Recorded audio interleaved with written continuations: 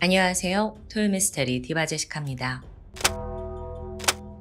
여러분, 만약에 30분 뒤에 죽음을 맞이해야 한다면 어떤 생각이 들고 또 어떤 표정을 짓게 될까요? 이 자체만으로도 너무 끔찍하죠? 대부분은 겁에 질리거나 눈물을 참지 못하고 완전히 체념한 얼굴로 마지막 순간을 맞이할지 모릅니다. 그런데 2008년 중국의 한 교도소에서 사형을 앞둔 여성은 완전히 다른 모습을 보여줬습니다. 아이러니하게도 완전히 막 감격에 겨운 미소를 지으면서 교도관들을 향해 머리를 조아리며 연신 고맙다고 인사를 하죠. 그렇게 그녀는 행복한 얼굴로 죽음을 맞이했습니다. 도대체 어떤 사연이 있었던 걸까요? 그날로부터 2년 전인 2006년 9월 30일 저녁 6시쯤 중국 허난성 신정시 한 공터에서 차량 화재가 발생했다는 신고가 들어옵니다. 다행히 지나가던 운전자들이 빨리 눈치를 채고 신고를 한 덕분에 불길은 크게 번지기 전에 진압이 되었어요. 하지만 차는 대부분 타버린 상태였죠. 그런데 주변 CCTV를 확인한 경찰은 이게 단순한 화재가 아님을 깨닫습니다. 영상 속 차량의 운전석에 20대 젊은 여성이 앉아 있고요. 또 조수석에는 그보다 앳된 남성이 타고 있더라고요. 잠시 후 두 사람이 차에서 내렸고 옷가지와 망치, 칼을 차에 막 던진 후에 휘발유를 뿌리고 라이터에 불을 붙였습니다. 활활 타오르는 걸 확인한 후에야 유유히 현장을 벗어났고요.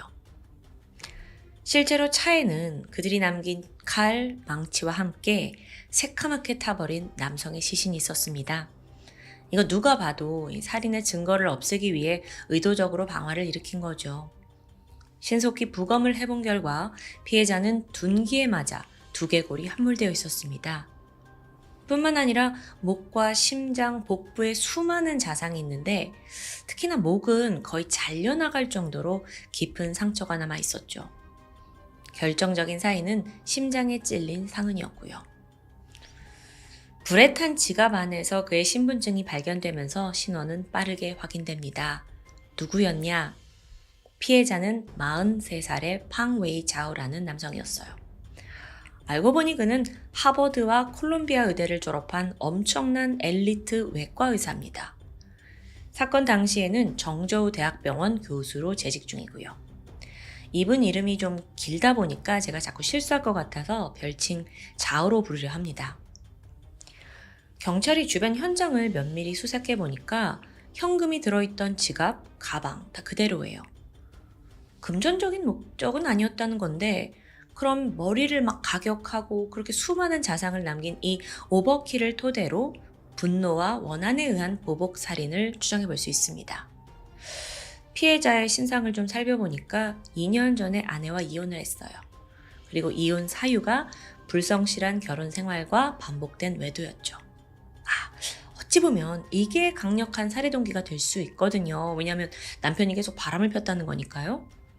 하지만 당시의 전 아내는 자녀들과 함께 미국에서 거주를 하고 있었기 때문에 용의자에서 완전히 배제됩니다.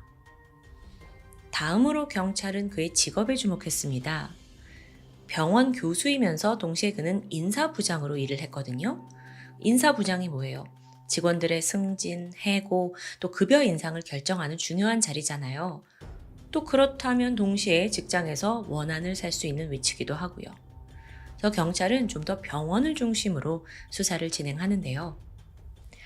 예상보다 수월하게 용의자가 특정됩니다. 한 직원에 따르면 화재가 발생하기 1시간 전인 저녁 5시쯤 자오가 전에 일했던 비서 23살 거상과 격한 말다툼을 벌였다라고 증언을 한 거예요. 그러다가 직원이 갑자기 목소리를 낮추더니 이렇게 소근댔죠. 근데요, 그 두 사람 좀 그렇고 그런 사이인가 봐요. 정확히는 섹스 파트너요. 맨날 붙어 다니고 하여간 분위기 이상했어요.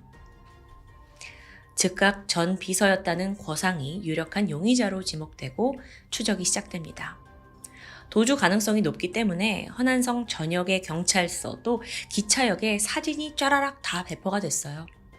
그리고 바로 다음날 정저우역에서 긴급 전보가 도착합니다. 거상과 어떤 남성이 함께 역에 모습을 드러냈대요. 경찰은 아예 기차역에다가 기차 출발하는 거 막아달라고 요청까지 한 뒤 바로 현장으로 출동했습니다. 그곳에서 거상과 함께 있던 공범까지 이들 모두 체포하게 됩니다. 함께 있던 남성은 18살 왕쯔젠인데 거상의 남자친구더라고요. 앞서 CCTV 속에 등장한 바로 두 사람이죠. 체포 직후 둘은 담담히 범행을 자백했습니다. 그런데 경찰이 이들의 진술을 들으면 들을수록 어쩐지 좀 마음이 복잡해지는 듯 했어요. 어떤 사연일까요? 우선 거상에 대해 좀 더 알아보면 그녀는 굉장히 가난한 농촌 집안에서 태어났습니다. 거의 조금 오버하자면 걸음마를 떼자마자 농장 일을 도와야 했고요. 정말 지긋지긋하게 가난한 집안이었죠. 하루라도 빨리 이 가난에서 벗어나고 싶었고 그러려면 대학에 가야 해요. 그래서 그녀는 필사적으로 공부에 매달리게 되죠. 농장 일을 끝내고 와서도 정말 매일매일 늦게까지 공부에 매달렸을 정도입니다. 실제로 그녀는 머리가 꽤 좋았고요. 훌륭한 성적을 잘 유지한 결과 의학 전문대학교 간호학과에 진학합니다. 간호사는 직업 특성상 졸업을 한 후 빨리 취직을 할 수 있고 그렇게 돈을 벌면 곧 숨막히는 가난에서도 해방되겠죠. 하지만 현실은 녹록지 않았습니다. 졸업 후 22살이 됐을 때 취업 시장에서 의도치 않게 계속 고배를 마시는 거예요. 간호사는 사실 대학병원에 들어가는 게 제일 안정적인데 자신의 졸업장만으로는 좀 한계가 있었던 것 같습니다. 그러던 중에 친구가 정저우 대학 제1부속병원에서 간호사 면접이 있다는 소식을 전해줘요. 고상은 정말 마지막 기회다라는 심정으로 면접에 들어갔죠. 아니 근데 면접 당일날 이걸 어쩌죠? 저희 간호사 인력은 이미 충원이 됐는데 근데 대신에요. 인사부에서 인력이 한 명 필요한데 그쪽에서라도 일해보시겠어요? 사실 자기는 간호대학을 나왔는데 사무직? 이게 좀 내키지 않았지만 당장 돈을 벌어야 하기에 다른 선택지는 없었습니다. 그리고 그냥 긍정적으로 생각하기로 했어요. 병원에 한번 들어간 이상 내가 업무만 잘하면 정식 간호사로도 채용이 될 수 있을 거다라는 희망을 갖게 된 거죠. 그렇게 사무직을 시작한 거상, 그녀의 직속 상관이 바로 팡웨이 자오였습니다. 일단 그녀는 사무직이 처음이에요. 모든 게 서툴죠. 관련 업무 능력도 부족하고 문서 작업조차 익숙치 않습니다. 근데 그럴 때마다 자오가 그녀를 이렇게 나무라지 않고 업무를 하나하나 친절하게 가르쳐 주더라고요. 게다가 그녀의 월급이 자신보다 훨씬 적다는 것을 알고 자기가 선물로 받은 상품권이나 이런저런 물건들도 아낌없이 나눠주고요. 참 좋은 상사였어요. 그런데 시간이 가면 갈수록 상황이 좀 이상하게 돌아갔죠. 어느 날 문득 동료들의 월급을 알게 됐는데 자기 월급이 이들보다 2배 이상 적은 거예요. 내가 신입이라 그런가 싶었죠. 근데 몇 달이 지나도 격차가 좀처럼 줄어들질 않습니다. 왜 나만 적게 받지? 이런 의심이 쌓여가는데 알고 보니까 그녀 자리가 애초에 정규직이 아니라 계약직이었던 거예요. 게다가 정식 시험으로 채용된 직원들과는 근본적으로 차이가 있었죠. 월급이 낮은 건 물론이고 언제라도 해고될 수 있는 위험이 있으니까요.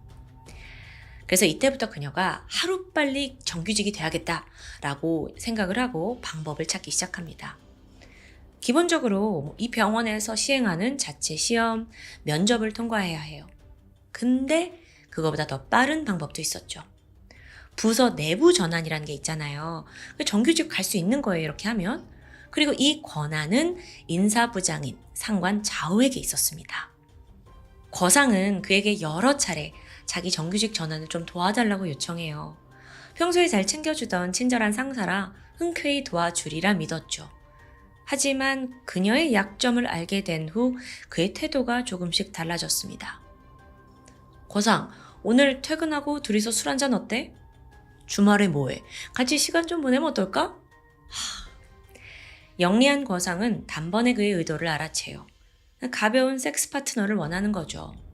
거상은 너무 황당했고 그깟 정규직 때문에 내가 이럴 수 없다. 접근을 단호히 거절합니다. 그러던 중 2006년 2월 26일 자오는 자신의 생일을 맞이합니다. 그래서 인사부 직원들을 다 저녁 식사에 초대해요. 회식을 즐겁게 했고 노래방으로 자리를 옮겨서 술자리를 이어가게 되는데요. 그날따라 술을 엄청 주문하더라고요. 다들 부어라 마셔라 하는 와중에 이제 거상은 좀 불편했습니다. 자기는 술을 잘 못 마시거든요. 그래서 막 거절을 하고 있는데 이제 상사인 자오가 좋은 날인데 좀 마셔라 술을 권했고 동료들도 눈치를 줍니다. 결국 그녀는 연거푸 잔을 비우게 돼요. 얼마나 지났을까? 내가 집에 좀 데려다 줘야겠다. 이런 상사의 말이 어렴풋이 들렸어요. 근데 거상은 너무 취해서 정신을 잃어버린 상태였죠. 그리고 다음날 아침 눈을 뜬 곳은 자오의 아파트였습니다. 옷은 모두 벗겨져 있었고 하반신에 따끔한 통증이 느껴졌죠. 전날 밤의 기억은 흐릿했는데요. 거상은 원치 않는 성관계, 아니 성폭행이죠. 그걸 당했다는 사실에 분노하면서 어떻게 이럴 수 있냐 울면서 소리쳤습니다. 그런데 이때 자오의 반응이 너무도 소름 돋아요. 근데 너 내가 어제 영상으로 다 찍어둔 건 기억 안 나지? 그녀가 폭로할 경우를 대비해서 영상을 촬영해 둔 거예요.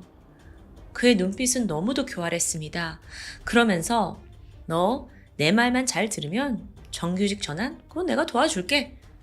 또 물질적인 지원도 해주겠다고 말해요. 이때 제시한 돈이 거상이 1년간 월급을 하나도 안 쓰고 모아도 부족할 정도로 꽤 큰 돈이었습니다. 결국 이런 협박과 회유에 거상은 입을 다물기로 했고 그날 이후 그녀의 삶은 완전히 달라졌습니다. 자오의 비밀 애인이 된 거죠. 그런데요, 이 자오에게서 받는 특혜가 꽤 상당했어요. 자신의 차와 신용카드를 주면서 자유롭게 쓰래요. 또 자기 집에서도 이제 머물라면서 열쇠도 건네주고요. 물론 매일 밤 해야 하는 잠자리는 고역이었지만 거상은 점차 그 물질적인 편안함과 혜택에 익숙해져 갔습니다. 그리고 두 사람의 관계가 점점 더 노골적으로 변해갔어요. 매일 일 끝나고 데이트는 일상이었고요. 병원에서도 입을 맞추는 일이 잦게 있어요. 그러다 보니 막 이제 쉬쉬하면서 소문이 퍼져나갑니다. 하지만 이것 또한 자오가 인사부장이라서 공개적으로 이의를 제기한 사람은 없었습니다. 그러던 중 둘의 관계가 급변하는 일이 발생합니다. 거상이 임신을 한 거예요. 여기서 자오는 어라? 아니 그냥 가볍게 만나서 성관계나 하고 즐기는 건 참 좋은데 애가 생겨? 그것도 저렇게 가난하고 무능력한 애랑? 가정을 꾸린다는 생각은 추호도 없었어요. 결국 그는 이런 제안을 하는데 야, 내가 도와줄 테니까 간호사 면접을 봐라. 이렇게 권유를 해요. 그러니까 사실상으로는 인사부에서 아예 내보낼 생각인 거죠. 동시에 너는 미혼 여성인데 임신까지 한 게 알려지면 너 면접에서 떨어진다. 이러면서 간접적으로 낙태를 강요했죠. 결국 거상은 아이를 지웠고 면접에 합격하면서 병동 간호사로 배치됩니다. 꿈이 이루어진 듯해요. 어거지로요. 하지만 그 기쁨도 오래가지 못했죠. 알고 보니 이번 일도 정규직이 아니라 계약직이더라고요. 와, 열받아. 분노에 차올라서 자오의 오피스에 찾아갑니다. 그런데 이번에도 그는 아주 뻔뻔했어요. 아니 얘야 생각해봐. 넌 경력도 없고 학벌도 낮은데 너 같은 걸 정규직? 우리 병원이 만만해? 간호사 시켜준 것만도 감지덕지해야지. 그제서야 거상은 자신이 철저히 이용당했다는 걸 깨닫게 돼요. 허무함과 후회가 밀려왔죠. 그리고 그날 이후 삶은 완전히 무너졌습니다. 일에 집중하려고 했지만 희망이 안 보였고요. 끝내 심각한 우울증에 빠져요. 그녀가 이때 현실을 회피하면서 빠져든 게 인터넷 채팅이었습니다.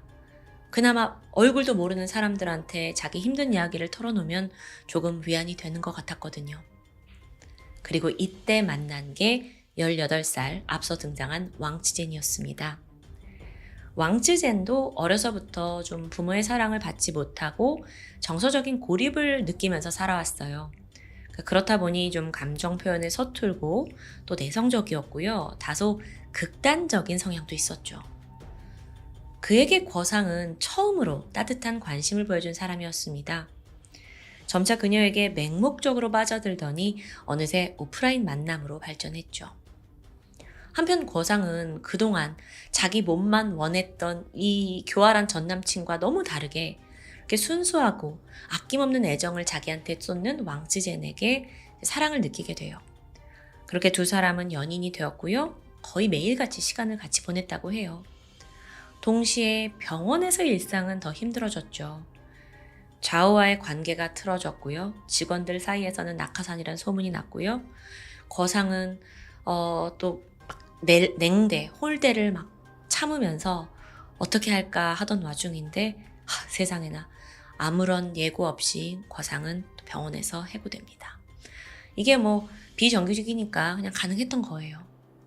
결국 배신감에 치를 떨던 거상이 이 모든 사정을 남자친구 왕치젠에게 털어놓아요. 그 또한 다소 어리고 또 감정 표현도 서툴고 극단적인 면이 있는 사람이잖아요.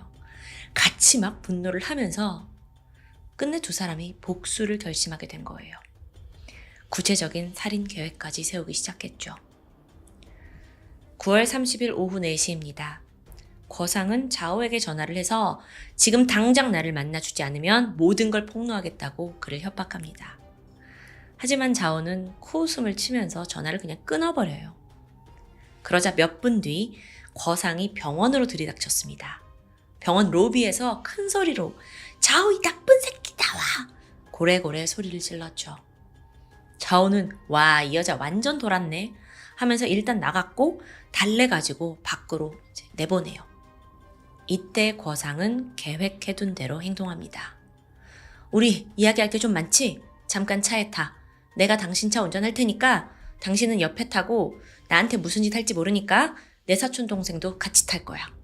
이게 계획이었어요. 그렇게 이제 자오가 조수석에 탔고 뒤이어 왕치젠이 뒷좌석으로 올라탑니다. 거상은 바로 차를 몰고 미리 봐둔 외곽 지역으로 향했고요. 곧이어 한적한 곳에 차를 세웠습니다. 그리고 먼저 대화를 시도했어요. 3일 안에 자신을 정규직으로 다시 채용하라는 그거요. 그거 하나요. 하지만 자오는 절대 그런 일은 없을 거라며 그녀를 비웃습니다. 바로 이때 뒤에서 모든 대화를 듣고 있던 왕쯔젠이 자오의 목에 칼을 들이밀어요. 근데 이렇게 보니까 뭐 사촌동생 애잖아요. 그러니까 자오가 뭐야 이 어린애는 그러면서 야 죽여봐 니들이 날 죽일 수 있을 것 같아? 근데 여기에 또 화가 난 거상이 준비해둔 망치를 들더니 말릴 새도 없이 그냥 그 분노를 가득 모아서 머리를 막 내리쳤죠. 또 이 분위기에 동요된 왕쯔젠도 그냥 목에 대고 있던 칼로 목을 그대로 그어버렸고요. 정말 순식간에 벌어진 일이었습니다. 자, 그렇게 막 공격을 하던 와중에 저쪽에서 택시 한 대가 슥 지나갑니다. 자오가 이때다 싶어서 문을 열고 비명을 지르면서 막 도망쳐요. 택시 쪽으로요. 근데 택시 기사도 이걸 봤어요. 차를 좀 멈췄죠? 보니까 저쪽에서 막 머리에 피투성이가 된 남성과 그 뒤에 망치와 칼을 들고 남녀가 막 쫓아오고 있어요. 이 장면 자체가 너무 무시무시하잖아요. 그러니까 운전기사가 놀래서 문을 바로 잠그고 그곳을 그냥 벗어나 버려요. 그렇게 도주에 실패한 자오는 그 자리에 바로 쓰러져 버렸고요.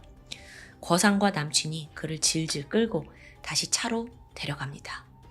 그리고 마지막 칼로 그의 심장을 깊숙이 찔러버렸죠.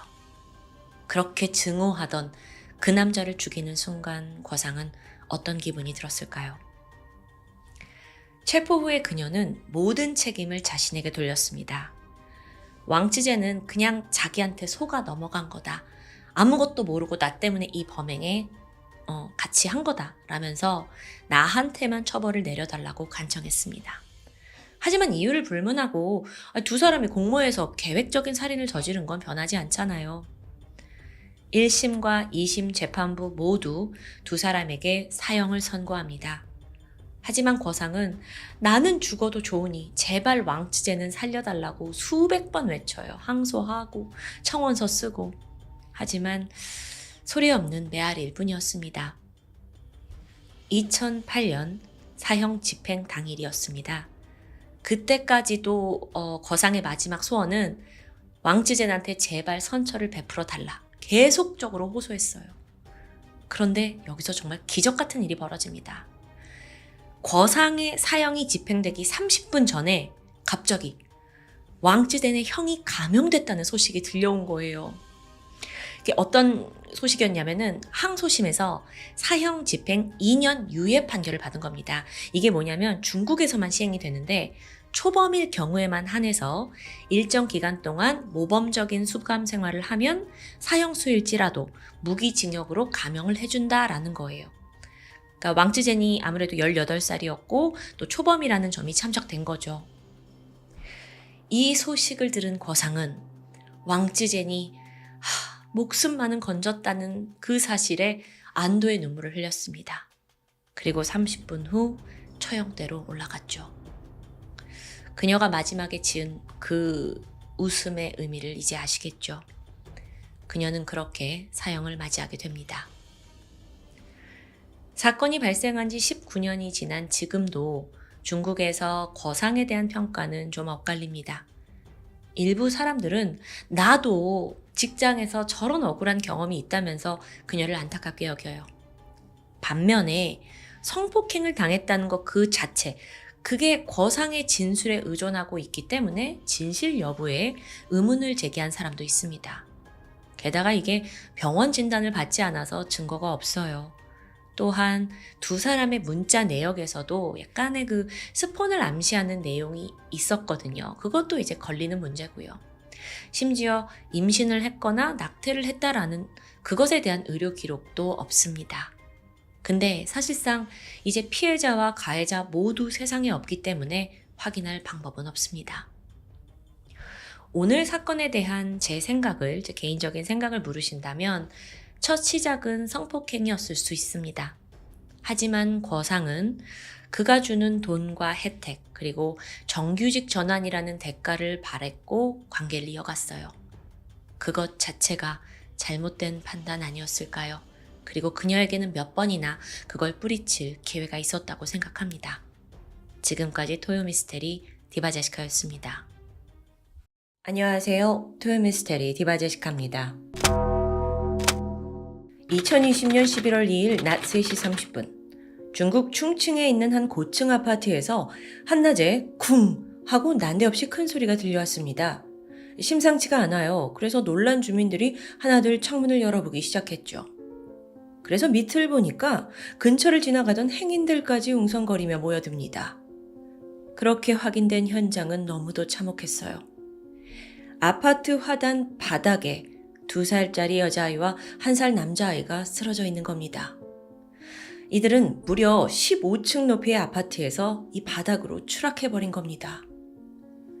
잠시 후 서둘러 모습을 드러낸 사람은 두 아이들의 아버지 장보입니다.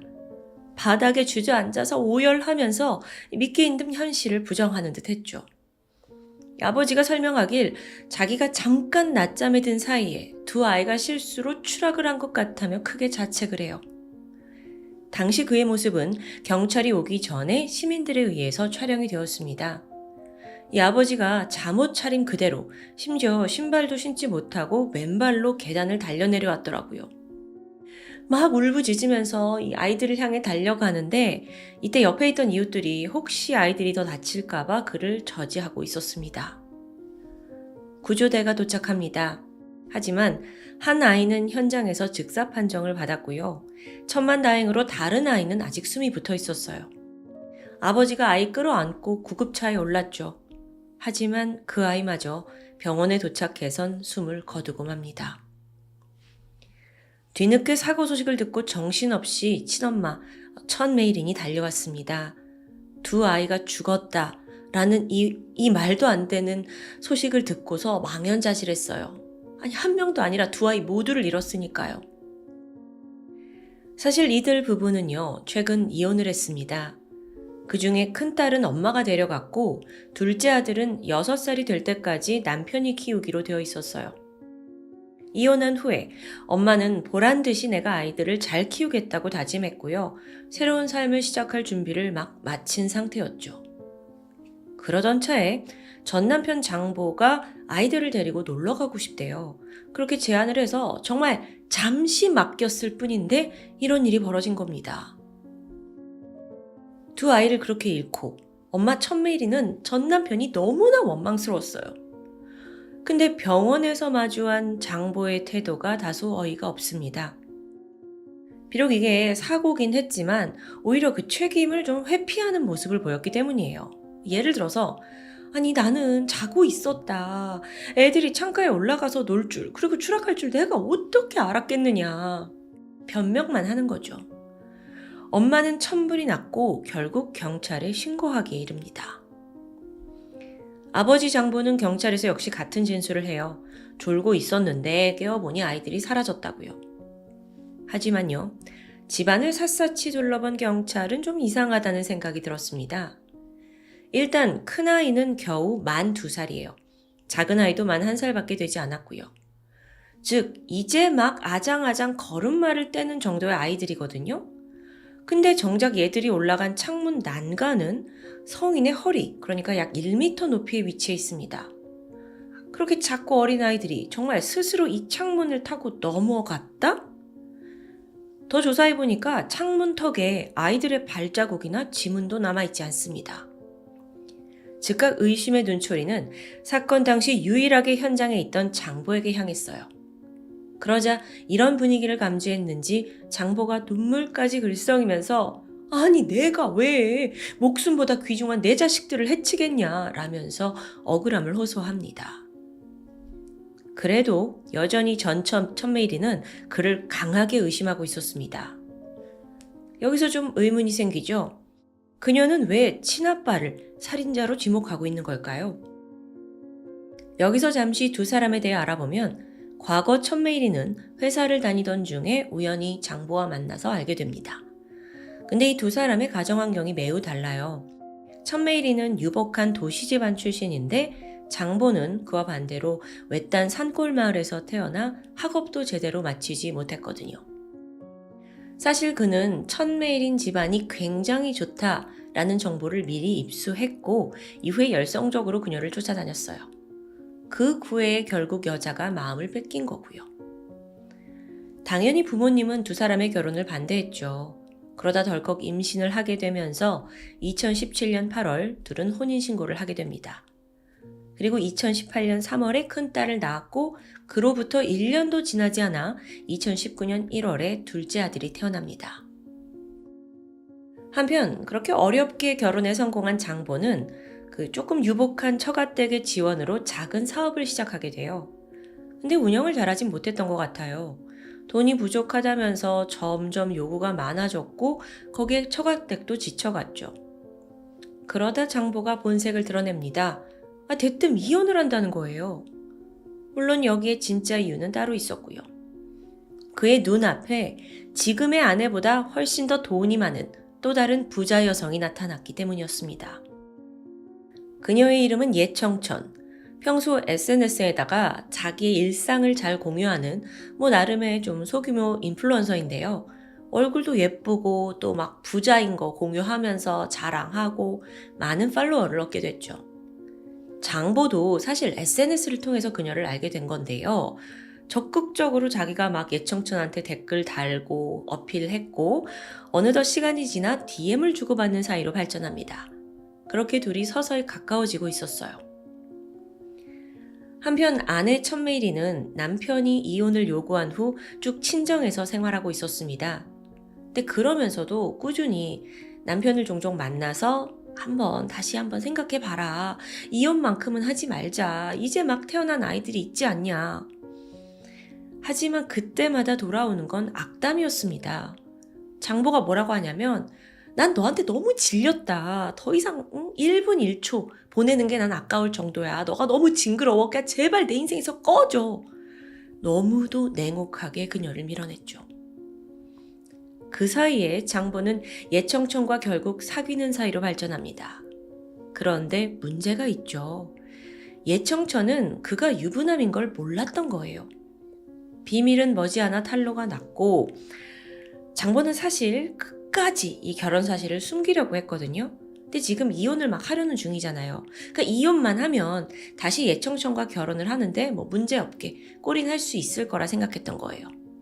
물론 이혼 전적과 또 애 둘까지 딸려 있지만 뭐 이미 결혼했는데 어쩔 거야 싶었나 봐요. 근데 거사를 치르기도 전에 예청천이 유부남인 걸 알게 됩니다. 그런데 이때 그녀의 반응이 꽤 의외였어요. 너 유부남이야? 그래, 알았어. 하면서 전혀 개의치 않는 거예요. 그리고서 오히려 당당하게 이혼을 부추기기 시작해요. 이 사람도 좀 정상이 아닌 것 같은데요. 보니까 예청천은 어릴 때부터 워낙 풍족한 집안에서 자랐잖아요. 그래서인지 단 한 번도 뭐 좌절이나 위기 같은 걸 겪어보지 않았습니다. 또 원하는 건 뭐든지 돈으로 얻을 수 있었고요. 즉 무슨 말이냐면 나 이 남자 좋아. 근데 유부남? 그럼 네가 이혼해. 뭐 이런 것 같아요. 약간 거만한 태도죠. 한 가정을 무너뜨리게 하는 아주 중대한 결정인데. 하지만 장보 입장에선 와 이거 웬 떡이야 싶은 거예요. 그래서 더 빠르게 천메일인과의 이혼을 진행했고 그렇게 서류에 도장을 찍은 지 얼마 지나지 않아 두 자녀가 아파트에서 추락해서 사망한 겁니다. 이쯤 되니까 여러분도 왜 엄마가 남편을 의심하고 있는지 좀 이해가 되실 것 같아요. 경찰 또한 이 전후 상황을 알게 되고는 장보를 재차 소환했어요. 그리고 애인에 대해서, 애인 예청천에 관해서도 물었죠. 사실 여기까지만 해도 그저 이제 사건이 벌어졌고 그 주변 사람들을 조사하는 뭐 그런 관례에 불과했습니다. 근데 장보는 예청천 이름만 꺼내도 막 발끈해요. 너무 이상한 태도를 보이는 겁니다. 그러면서 나는 전혀 그녀를 모른다. 그녀는 일과 아무 상관이 없다. 뭐 이렇게 잡아댑니다. 아니 분명 내연관계 맞잖아요. 실제로 장보 휴대폰 이것만 딱 열어봐도 최근까지 그녀와 다정하게 나눈 대화들이 남아있거든요. 근데 왜 이렇게 금방 탄로날 거짓말을 하고 있지? 경찰은 휴대폰을 아예 압수했고 포렌식을 진행합니다. 그러자 너무도 끔찍하고 믿기 힘든 진실이 드러나기 시작합니다. 때는 사건으로부터 9개월 전인 2020년 2월. 장보는 막 이혼 소송을 마무리 지은 상황이었습니다. 그런데 내연녀 예청천은 여전히 화가 나 있었어요. 왜냐하면 장보가 둘째 아이의 양육권을 가져왔기 때문이었죠. 물론 6살까지만 키운다 이게 조건이긴 했는데 예청천은 그것도 마음에 들지 않는 거예요. 아니 내가 이 남자를 원했지 그 딸린 애까지 내가 원한 건 아니니까요. 그냥 짐이야 짐. 동시에 예청천의 부모 또한 장보가 이혼남이라는 걸 알게 됐긴 했거든요. 큰 충격을 받았죠. 근데 아이가 있다? 절대 결혼을 허락할 리 없을 것 같았습니다. 장보가 이제 노심초사하고 있어요. 어떻게 해야 하지? 어쨌든 이혼 판결은 그렇게 난 거거든요. 그래서 이혼은 성공했지만 여전히 아이를 맡게 된 장보가 고민에 빠졌죠. 그리고 이때 힘들어하는 그에게 내연녀 예청천이 슬쩍 떠보게 됩니다. 자기, 그냥 애들을 없애버리면 되지 않을까? 처음엔 말도 안 된다고 생각했어요. 하지만 장보는 그 길만이 그녀와 함께 할 수 있는 방법이란 걸 알게 되죠. 그때부터 두 사람은 틈만 나면 위챗을 통해 범행을 공모합니다. 애들 이렇게 죽일까? 아니야 저렇게 죽일까? 그거 너무 위험한가? 이런 수많은 대화가 오고 간 후 나온 결론은 사고인 척 높은 곳에서 떨어뜨려서 죽이자는 잔혹한 내용이었습니다. 특히나 지난 6월에 남겨진 대화를 보면요.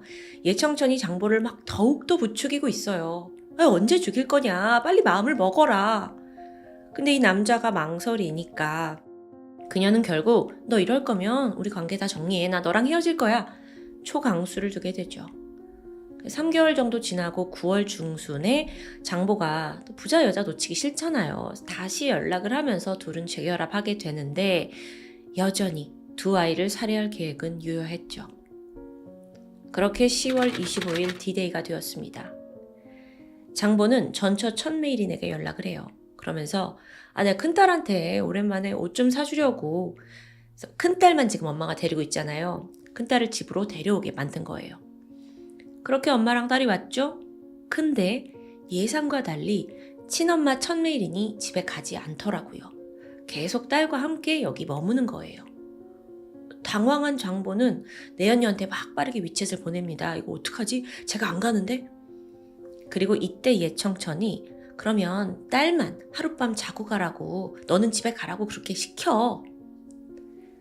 결국 이날 밤 장보는 범행을 저지르지 못했습니다.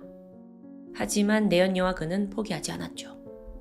일주일 뒤인 11월 1일 또 전처한테 나 딸이 너무 보고 싶다. 집에 좀 데려와라. 나는 시간을 좀 보내고 싶다. 아들하고도 같이 놀게 하자 한 거예요. 왔는데 또 이날따라 마침 장보의 어머니가 집에 방문합니다. 어머니가 있으니까 아무것도 할 수 없잖아요. 범행은 수포로 돌아갔죠. 그렇게 다음 날인 11월 2일 하필 그날 오후에 집에 있던 어머니가 잠깐 좀 외출을 하겠다 하면서 집을 비우게 됩니다. 장보는 지금이 기회다 라고 생각했어요. 그리고 그리 오래 걸릴 일이 아니니까요. 오후 3시 30분 두 아이들이 침실에서 놀고 있었는데 아버지가 다가갑니다. 그리고 강하게 아이들의 다리를 각각 한 손으로 붙잡고는 창문으로 끌고 갔어요. 애들은 영문도 모르고 아빠가 장난을 치는 줄 알았겠죠. 하지만 그 다음으로 장보는 15층 창가에서 창문을 환하게 열고 그대로 두 아이들을 던져버립니다. 쿵 하고 요란한 소리가 났고요. 장보는 애써 감정을 다스리고는 울부짖으면서 1층으로 내려간 거예요. 그리고 앞서 그 영상에 찍힌 모습들 있죠. 막 자책하고 오열하고 그거 완전 가식이었던 거죠. 이렇게 전말이 드러난 후 경찰은 장보와 예청천 두 사람의 위챗 기록을 낱낱이 살펴보게 됩니다. 그러면서 이 둘이서 얼마나 오랫동안 이 범죄를 모의했는지 다 파악하게 돼요. 사건이 발생한 지 8일 만인 11월 10일 두 사람은 긴급 체포가 되었고 바로 재판에 회부되었습니다. 2021년 7월 26일 재판이 열리게 되는데 장보가 앞서 경찰 조사에서 자기가 두 아이들의 다리 잡고 동시에 던졌다라고 자백했거든요. 또 현장 보고서에 따르면 창가에 아이들의 발자국이 아닌 장보의 발자국이 남아 있었고요. 그런데 막상 재판에 들어가니까 지난 진술 모조리 뒤집고 그건 다 내가 경찰이 나한테 강요를 해서 허위 자백할 수밖에 없던 거다 라고 주장을 합니다. 거짓말을 밥 먹듯이 해요. 근데 그러기에는 보세요. 위챗에 이미 두 사람이 범행 모의한 거 그대로 다 남아 있잖아요. 근데 이 부분에 대해서 어떻게 설명을 하냐? 변호사가 말을 하길 애초에 경찰이 그 채팅 기록을 수집할 때 불법으로 했다는 거죠. 그 불법으로 수집한 자료는 쓸 수 없다. 무효화하자는 겁니다. 지금 말이야 방구야. 천만다행으로 이 두 사람이 휴대폰을 제출하는 그때에 압수에 동의합니다 라는 칸에 서명을 한 게 드러나요. 그러면서 극적으로 변호인의 주장은 모두 기각됐죠. 그렇게 법정에선 장보에게 검사가 물었습니다. 당신이 계속 아이를 죽이지 않았다고 주장하는데 그럼 왜 채팅 기록을 삭제했습니까? 그러니까 원래는 다 삭제하고 포렌식 통해서 밝혀낸 거거든요. 근데 여기서 그가 말문이 막혔는지 제대로 대답을 하지 못합니다. 아주 간단한 질문이었는데도 불구하고 앞뒤가 맞지 않으니까 꿀먹은 벙어리였어요. 결국 그는 빠르게 태세를 전환했고 자신의 죄를 인정하면서 한편으로는 제가 만약 사형 선고를 받게 된다면 제 모든 장기를 기증하겠습니다 라고 합니다. 정말 너무 가증스럽죠? 뭔가 약간 동정표를 구하려는 것 같기도 하고요. 한편 내연녀 예청천은 처음부터 끝까지 나는 아무런 관련이 없다는 거예요. 자신과 장보가 나눈 채팅은 모두 장난일 뿐이었고 절대로 결코 실행하려고 한 적은 없다는 겁니다. 그러니까 억지로 막 일관해요. 자기는 장보한테 속았고 나는 범행 현장에 있었던 건 또 아니지 않냐. 내가 왜 처벌을 받아야 되냐라는 입장입니다. 그러면서 몇 차례나 재판 휴정을 요청하거든요. 오죽하면 보다 못한 재판장이 더 이상 당신 시간 낭비하지 마세요 라면서 주의를 주기도 했고요. 결국 12월 28일 두 사람에게 1심 판결이 내려지는데 그건 바로 사형이었습니다. 예청천은 두 아이를 죽일 의도로 계속해서 살인을 부추긴 죄, 또 장보는 아비로서 직접 친자녀를 살해한 죄가 인정된 겁니다. 근데 둘이 형이 무겁다면서 항소 제기했거든요. 기각되고 원심은 그대로 유지되었죠. 법원은 이들의 동기와 방법이 극악무도하고 또 사회적 영향이 극심하다면서 엄중한 처벌을 내리게 됩니다. 이에 따라 지금으로부터 몇 개월 전인 2024년 1월 31일에 장부와 예청천의 사형이 아주 빠르게 진행되었습니다. 두 아기는 이제 더 이상 세상에 존재하지 않습니다. 한순간에 두 자식을 모두 잃게 된 어머니 천메이리. 그녀는 사형이 집행되던 그날 참아왔던 울음을 터뜨렸습니다. 그리고 남매의 유골이 안치된 충칭의 한 사원을 방문해서 아이들에게 이 소식을 알렸다고 해요. 이때 그녀가 죽은 자식들에게 남긴 말은 얘들아, 이제 안심해. 어쩌면 그녀는 범인들에 대한 원망보다 자기 자식을 지키지 못했다는 그 후회 속에 사는 듯합니다. 그게 더 마음이 아프네요.